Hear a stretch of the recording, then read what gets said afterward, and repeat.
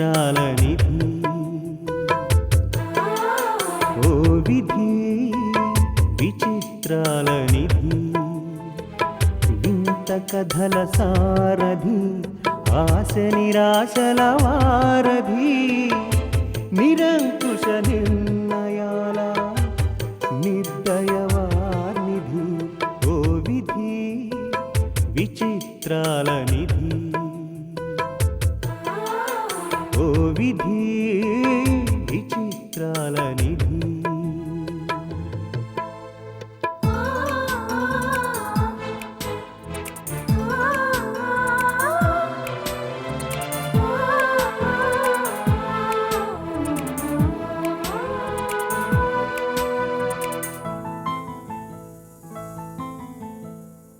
అన్నీ ఉన్నాయనిపిస్తూనే అందకుండా చూస్తావు సంపదలెన్నో ఇచ్చి సంతోషం మాత్రం దాచేస్తావు కోరికలని ఉరి తీయాలని నీకెంతో ఉబలాటం ప్రాణాలతో చెలగాటం నీకు చేతివాటం ఓ విధి విచిత్రాల నిధి ఓ విధి విచిత్రాల నిధి.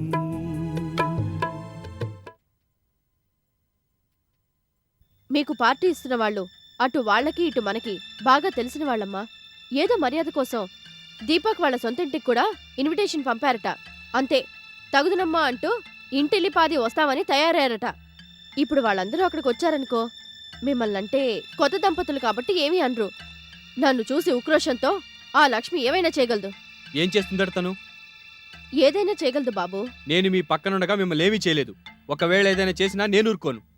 గొడవ పెట్టుకుంటావు, అల్లరి చేస్తావు, ఆనందంగా గడపవలసిన సమయాన్ని అరుపులో కేకలతో నింపేస్తావు, పార్టీని పాడు చేస్తావు. వద్దు బాబు. తను మిమ్మల్ని ఏదైనా అంటే నేను ఊరుకుంటానని మీరెందుకు అనుకుంటున్నారు? చూడు బాబు, తన ఇష్టప్రకారం నీ పెళ్లి జరగలేదని, పైగా నువ్వు ఇక్కడ సంతోషంగా ఉంటున్నావని కక్షతో పార్టీ చెడగొట్టాలని రెడీ అవుతున్నారట మీ అమ్మ వాళ్ళు. అయితే మేం కూడా వెళ్ళం మమ్మీ. తప్పమ్మా, అలా మాట్లాడకూడదు. మీకోసం, కేవలం మీ ఇద్దరి కోసం ఎంతో ప్రేమగా పెద్దవాళ్ళు ఏర్పాటు చేసిన పార్టీ ఇది. పైగా మీరు హనీమూన్ వెళ్లకముందు ఇవ్వాలనుకున్న పార్టీ ఇది.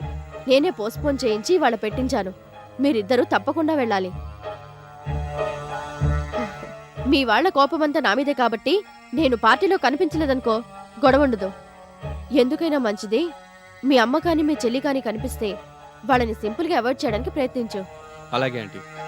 Bye mummy.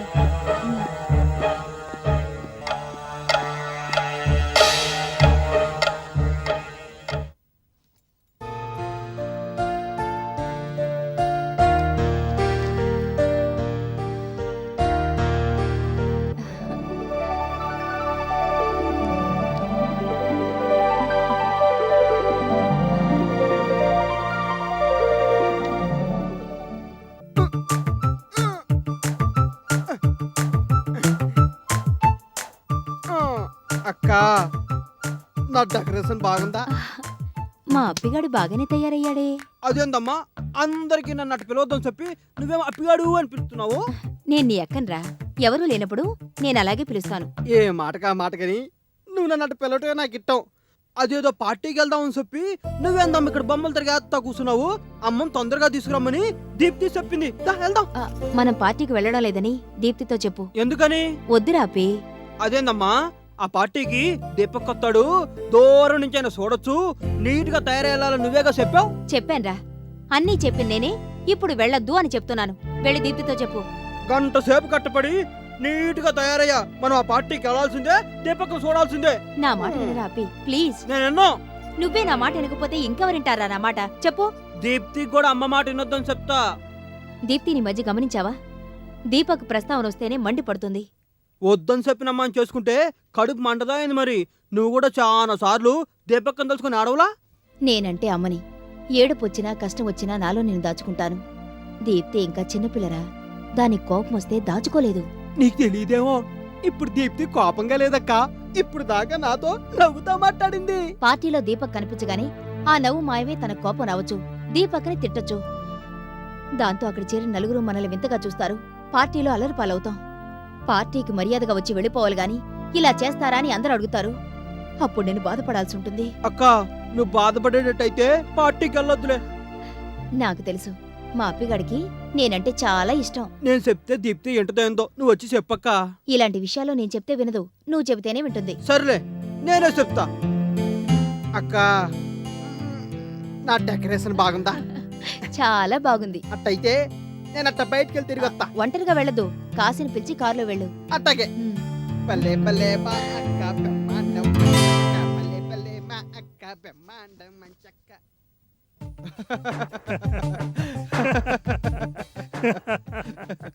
రావయ్యా మేజర్ రారా, ఎన్నాళ్ళైందే నీ చేతి కాఫీ తాగి. ఊరుకోండి సార్, జోకులు. జోక్ కాదయ్య బాబు, నిజం. మీరు నిజంగా నా చేతి కాఫీని అభిమానిస్తున్నారా సార్? రవీంద్ర గారిని అడుగు. మేం కాఫీ తాగుతున్నప్పుడు ఎన్నిసార్లు నిన్ను జ్ఞాపకం చేసుకున్నాము. తమరిద్దరూ కలిసినప్పుడు కాఫీ కూడా తాగుతుంటారనమాట. ఆ? మేము ఇంకేం తాగుతామని నీ ఉద్దేశం? తాగే బుద్ధి ఉండాలే గాని తాగడానికి ఎన్ని లేవు. ఇష్, కొంచెం నెమ్మదిగా మాట్లాడవు బాబు. అసలేమిటి నీ ఉద్దేశం? దురుద్దేశం మాత్రం కాదు. కొంతమంది కాఫీలు టీలు తాగుతారు, కొంతమంది మజ్జిగ తాగుతారు, కొంతమంది కూల్ డ్రింకులు తాగుతారు, మరి కొంతమంది కాఫీ అద్భుతంగా ఉంది. ఆ, అద్భుతంగా ఉందంటే ఎందుకుండదు. చిటికెడు పుదీనా పొడి, అర చిటికెడు వాము తగిలించాను కాఫీ పొడికి, ఏమిటి? జీర్ణశక్తి పెరగడం కోసం. ఎండు ఆల్బకారా పళ్ళు వేయడానికి టైం కుదిరింది కాదు, లేకపోతేనా ఇంకా అదిరిపోయేది టేస్ట్. చచ్చిపోయిన మా మేజర్ గారు చచ్చేదాకా నా చేతి కాఫీని ఎంత ఇష్టంగా తాగేవాడు తెలుసా మీకు? ఫోన్లే పాపం, పోయి బతికాడు. ఇదిగో ఇది పట్టుకెళ్ళి కేవలం కాఫీ పొడి మాత్రమే వేసిన కాఫీ పట్టగలవా? ఊరికే వచ్చే కాఫీ ఎలా ఉంటాయంటే తాగండి సార్.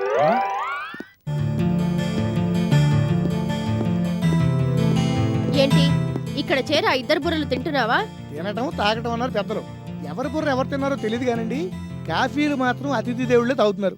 తమరికి దయచేయొచ్చు. తమరు ఏం చేశారుగా, మేము దయచేయక తప్పుతుందా? కూర్చోండి.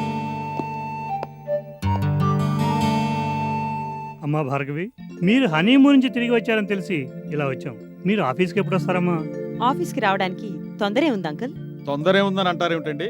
బిజినెస్ వ్యవహారాల్లో చేదోడు వాదోడుగా ఉంటారని మేడం గారు ఆశపడుతుంటాను. మిస్టర్ రవీంద్ర, అమ్మాయిని అల్లుడు గారిని కలుస్తావంటే కుశల ప్రశ్నలు అడగడానికి అనుకున్నాను. ఈ సంగతులు మాట్లాడడానికి మీరు వచ్చింది? తమకు అభ్యంతరం లేకపోతే ఒక మాట చెబుతాను. ఇప్పుడున్న బాధ్యతలు మోయడానికి రోజులో మీరు 12 గంటలు బిజినెస్ కేటాయిస్తున్నారు. రేపు అల్లుడు గారి వ్యాపార బాధ్యతలు కూడా, I mean Devi group of industries కూడా మన కంపెనీలో కలిసిపోయాక బరువు రెట్టింపు అవుతుందంటారా లేదా? ఆహా, బాధ్యతలు 1కి 2 అవుతాయి కదా అని అంటున్నాను. ఆ కంపెనీ మన కంపెనీలో ఎందుకు కలుస్తుంది? ఎలా కలుస్తుంది? నారాయణరావు గారి ఆస్తిపాస్తులకు వ్యాపారాలకు ఏకైక వారసుడైన దీపక్ గారు ఈ ఇంటి అల్లుడయ్యాక అవన్నీ మీకే చెంతాయి కదా మేడం. ఇప్పుడు ఆ గొడవలన్నీ ఎందుకు మిస్టర్ రవీంద్ర? వేరే టాపిక్ ఏదైనా మాట్లాడొచ్చు కదా? అదేంటంటే రవీంద్ర గారు కృష్ణప్రసాద్ గారు అవసరమైన టాపిక్ గురించే మాట్లాడుతున్నారు కదా. బాబు దీపక్, నువ్వు కూడా వాళ్ళని సపోర్ట్ చేస్తావేంటి? చూడండి, నా కూతురు అల్లుడు సుఖంగా ఉండడానికి నాకున్న కోట్ల ఆస్తి వ్యాపారాలు చాలు. ఎవరి ద్వారానో వచ్చే ఆస్తి నాకెందుకు? భలేవారే ఆంటీ, నేను మీ అల్లుని కాదా? నా ఆస్తిపాస్తులు మీవి కావా? కావచ్చు బాబు, కానీ చూసేవాళ్ళు ఏమనుకుంటారు? అదిగో రోజీకి చూడండి ఎంత ఆశో. తనకున్న ఆస్తి చాలదన్నట్టు అల్లుడుగారి ఆస్తి కూడా కలిపేసుకుంది అని ఆడిపోసుకోరు? మీకు ఇష్టం ఉన్నా లేకపోయినా దీపక్ గారికి వారసత్వపు హక్కు కింద రావాల్సిన ఆస్తిపాస్తులు రాక మానవు మేడం. అబ్బబ్బబ్బబ్బా, ఈ ఆస్తి గొడవలు కాసేపు ఆపుతారా? ఆంటీ, కృష్ణప్రసాద్ గారితో రవీంద్ర గారితో నేను కాసేపు పర్సనల్గా మాట్లాడాలి. ఇఫ్ యూ డోంట్ మైండ్ నాకు అవకాశం ఇస్తారా? ఇవ్వను. పక్కకెళ్ళి మీరు ఇవే మాటలు మాట్లాడుకుంటారు. అనవసరంగా నీ మూడ్ పాడవుతుంది. నాకు ఇష్టం లేదు దీపక్. అయినా వీళ్లతో నేను కంపెనీ విషయాలు మాట్లాడాలి, అందుకే వీళ్ళొచ్చారు. ఓకే, మేము బయట గార్డెన్లో ఉంటాం. మేడం గారితో మాట్లాడిన తర్వాత నన్ను ఒకసారి కలవండి. అలాగే సార్.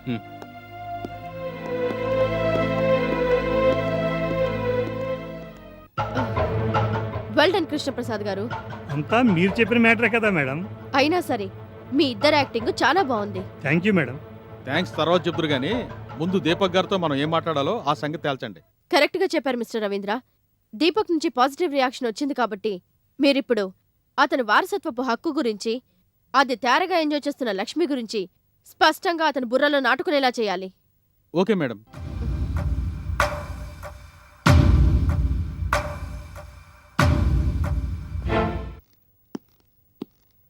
ఆంటీ, రాజేష్,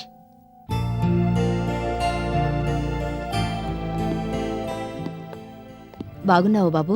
నాకేం ఆంటీ, బ్రహ్మాండంగా ఉన్నాను. మీరెలా ఉన్నారు? నేనెలాగున్నాను? ఈ ఇంటికి రాగానే నీకు తెలుసుండాలి. తెలిసిందాంటీ. దీపక్ చేసిన ఘనకార్యం గురించి వచ్చి రాగానే తెలిసింది. మీ మాట జవదాటని వాడు ఇంత పని చేశాడంటే నమ్మలేకపోతున్నాను. ఒకళ్ళ నమ్మకాలతో అపనమ్మకాలతో తనకు పనే ఉంది బాబు. తన నమ్మకమే తనకి ప్రధానం. అలా అనుకునేవాడైతే తన పేరుని లక్ష్మీ దీపక్ అని ఎలా మార్చుకుంటాడంటే, మా అందరితోనూ తన పేరు గురించి ఎంత గర్వంగా చెప్పేవాడని.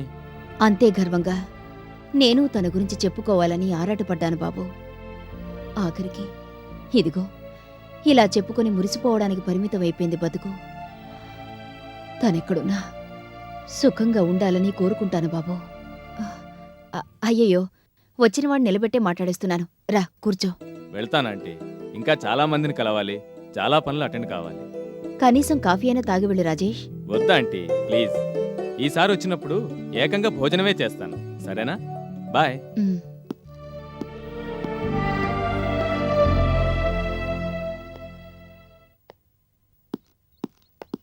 Hi Deepti. Rajesh, what a pleasant surprise. చాలా పెద్దదానివైపోయావు. దీపక్ పెళ్లికి వెళ్ళలేదట, దీపక్ని తిట్టావట. నీ గురించిన సంగతులేమైనా ఉంటే చెప్పు రాజేష్, వింటాను. చెప్పాలంటే చాలా ఉంది, ఈసారి వచ్చినప్పుడు చెప్తాను.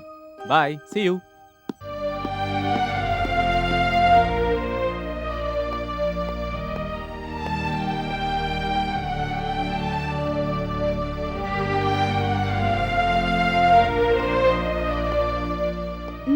అర్థమైంది. రాజేష్ వచ్చాడు, గతాన్ని గుర్తు చేశాడు, నువ్వు బాధపడుతున్నావు. గతాన్ని గుర్తు చేయడానికి బాధపడ్డానికి అతని ఇంట్లో ఎక్కువసేపు ఉంటే కదా.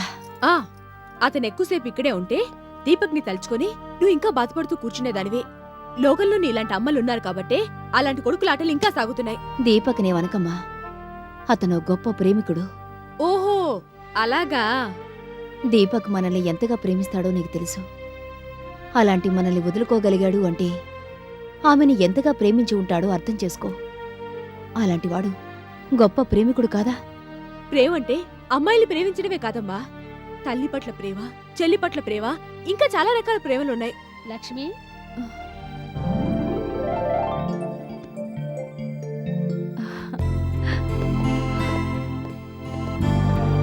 ఆయమ్మా. అవునమ్మా, ఆయమ్మనే. రారా, ఎన్నాళ్ళైంది నిన్ను చూసి.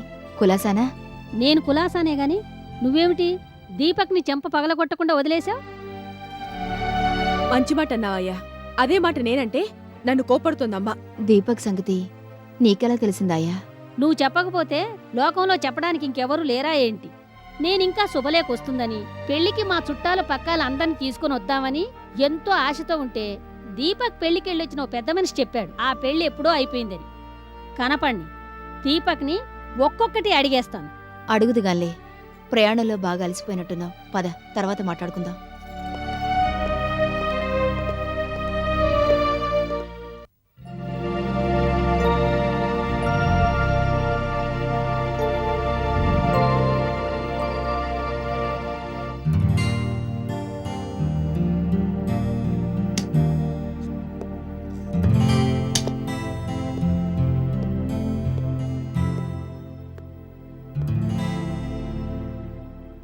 ఏమిటంత దిగులు? ఏదో లవంగాల షిప్పు మునిగిపోయినట్టు. భార్గవి, నా డెసిషన్ కరెక్టేనంటావా? ఏ విషయంలో? అమ్మని ఆస్తి అడిగే విషయంలో. అడగడంలో తప్పులేదని నువ్వే కదా అన్నావు. మళ్ళీ సెకండ్ థాట్ ఏమిటి? ఎలా అడగాలా అని ఆలోచిస్తున్నాను. ఆవిడికి ఇంగ్లీష్ రాకపోతే తెలుగులోనే అడుగు. Please be serious. నేను సీరియస్గానే ఉన్నాను దీపక్. సీరియస్నెస్ లోపించింది నీ ఆలోచనలోనే. ఇఫ్ ఐఎమ్ నాట్ మిస్టేకన్, ఎలా అడగాలా అనేది కాదనుకుంటాను నీ సమస్య. ఆస్తి గురించి అడిగితే మీ అమ్మ ఏమనుకుంటుందోనే నీ భయం, అంతేనా? భయం కాదు. పోనీ మొహమాటం, బిడియం, సిగ్గు, whatever it may be, leave it aside. Okay? ఇన్నేళ్లు మా మధ్య ఎప్పుడూ ఇలాంటి విషయాలు ప్రస్తావనకు రాలేదు. రాలేదు కాదు, రానివ్వలేదు ఆవిడ. అవి గనక నీ ముందు ప్రస్తావిస్తే నా ఆస్తి మొత్తం నాకిచ్చేయమని నువ్వెక్కడ అడుగుతావోనని ఆవిడ భయం. అందుకే బాబు, బుజ్జి, కన్నా అంటూ నిన్ను చిన్నపిల్లాళ్ళ ట్రీట్ చేసింది. ఏమాత్రం కామన్ సెన్సునా? నువ్వు అడక్కముందే నీ ఆస్తి మొత్తం నీకిచ్చేయాలి. అడిగేదాకా ఇవ్వకపోవడం ఏంటి? నాన్ సెన్స్ కాకపోతే. Do you follow me? ఇన్నాళ్ళు తనని అమ్మ అని పిలిచి ఎంత గౌరవించాను. ఆ పదానికి అర్థం తెలిస్తే తను అలా బిహేవ్ చేస్తుందా? అసలు ఆవిడ నీకు అమ్మైతే కదా. మా మమ్మీ చూడు, నా కోసం ఏం చేయమన్నా చేస్తుంది. ఎందుకంటే ఆమె నా కన్న తల్లి. మీ అమ్మ అలా కాదే. మొదట్లో మన పెళ్లికి మా మమ్మీ అడ్డు చెప్పింది, మీ అమ్మ అడ్డు చెప్పింది. తర్వాత మా మమ్మీ ఒప్పుకుంది, మీ అమ్మ ఒప్పుకోలేదు. ఎందుకంటే మా మమ్మీది పేగు బంధం, మీ అమ్మది పెంచిన బంధం. నా సుఖాన్ని కోరుకుంది కాబట్టి నా ఇష్టాన్ని గౌరవించింది మా మమ్మీ. వేరాస్ మీ మమ్మీ తిరస్కరించింది. ఎందుకంటే మన పెళ్ళైతే నీ ఆస్తి మీద తన ఆధిపత్యం తగ్గిపోతుందని. అదే మా మమ్మీకి మీ అమ్మకు ఉన్న తేడా. నీ ఇష్టాల్ని గౌరవించిన మనిషిని నువ్వెందుకు గౌరవించాలి? నీ సుఖాన్ని కోరని వ్యక్తిని నువ్వెందుకు ఖాతరు చేయాలి? అందుకే అమ్మ లేదు గిమ్మ లేదు. మీ ఇంట్లో ఆయాలాగే తను ఓ పని మనిషి మాత్రమే. అప్పచెప్పిన పని కంప్లీట్ చేసి ఇచ్చింది తీసుకుని బయటికి వెళ్లాల్సిన ఉద్యోగి మాత్రమే. కావాలంటే తన మొహన 1,00,000 2 లక్షలు పారే. అంతేగాని ఆస్తి గురించి ఆవిడ అడగడానికి ఇంతగా హెసిటేట్ చేస్తున్నావు దేనికి? డూ యూ హియర్ మీ? నువ్వు అన్నవన్నీ నిజాలే భార్గవి.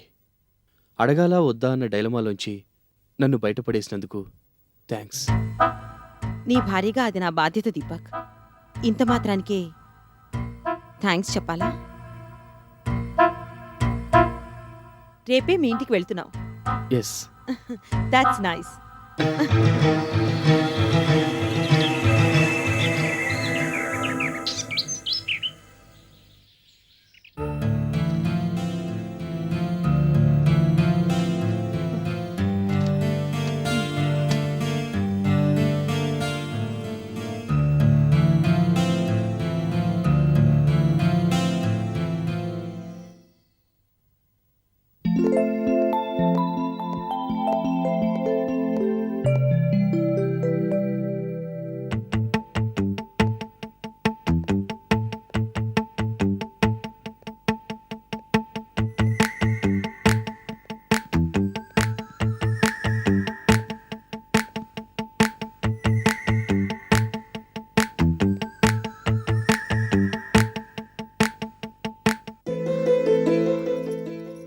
భార్గవి, అబ్బా గుర్తుపట్టేశావా? అవును, తోకెక్కడా? తోక అదే నీ అర్థమైంది. తోకకి రాత్రి బాగా బ్రెయిన్ వాష్ అయిందిలే.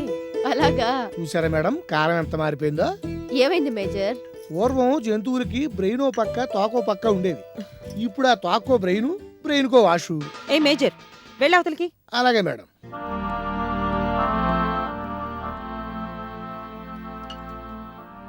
ఆస్తి విషయం వాళ్ళ అమ్మని ఎలా అడగాలా అని పెద్ద డైలమాలో ఉండిపోయాడు దీపక్.